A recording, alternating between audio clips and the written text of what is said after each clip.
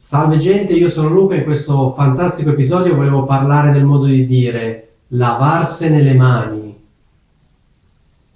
Questo modo di dire è molto comune, piuttosto semplice da spiegare. Fondamentalmente lavarsene le mani significa dire non è una mia responsabilità, non è un mio problema. Questo modo di dire quindi si riferisce al comportamento ipocrita di determinate persone che sono responsabili per determinate cose. Quando però qualcuno si rivolge a queste persone chiedendo aiuto, chiedendo assistenza per un determinato problema, queste persone dicono che non è una loro responsabilità, dicono che il problema non li riguarda.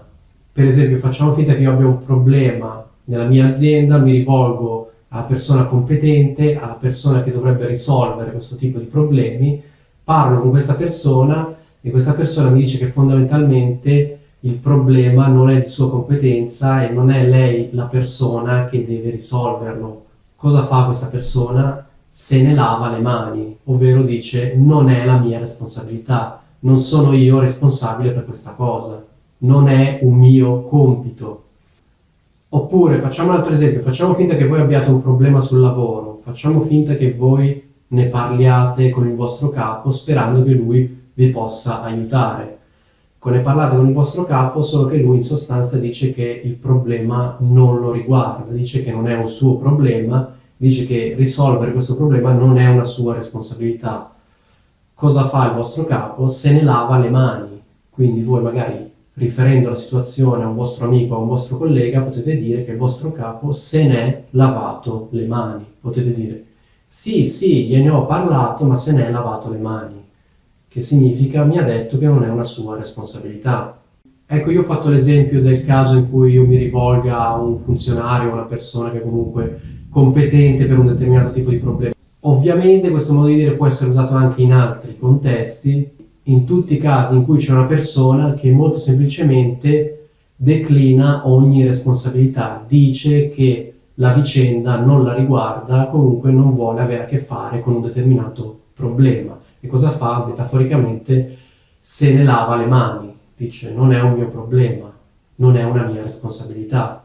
Per esempio, se voi avete un problema e vi rivolgete a un vostro amico, una vostra amica, che secondo voi vi potrebbe aiutare, e questa persona si rifiuta di aiutarvi, comunque non ci prova neanche ad aiutarvi, vi dice che non è una sua responsabilità, ecco, questa persona se ne sta lavando le mani, se ne lava le mani. Quest'inverno avevo fatto un video sul modo di dire fare scaricabarile. Ecco, lavarsene le mani e fare scaricabarile sono due modi di dire piuttosto simili, ma ci sono alcune differenze. Quindi se non avete visto il video su fare scaricabarile vi invito a guardarlo. Probabilmente vi starete chiedendo perché si dica lavarsene le mani. Allora, questo modo di dire deriva evidentemente dal passaggio del Vangelo in cui c'è Ponzio Pilato, no, il governatore, a cui viene chiesto se Gesù debba essere condannato o meno. E lui in sostanza fa il gesto simbolico di lavarsi le mani dicendo io sono innocente per il sangue di quest'uomo, ovvero lui lascia decidere al popolo, quindi lui che era il governatore doveva prendere la responsabilità di decidere se condannare o meno, non prende questa responsabilità, declina ogni responsabilità e lascia decidere al popolo.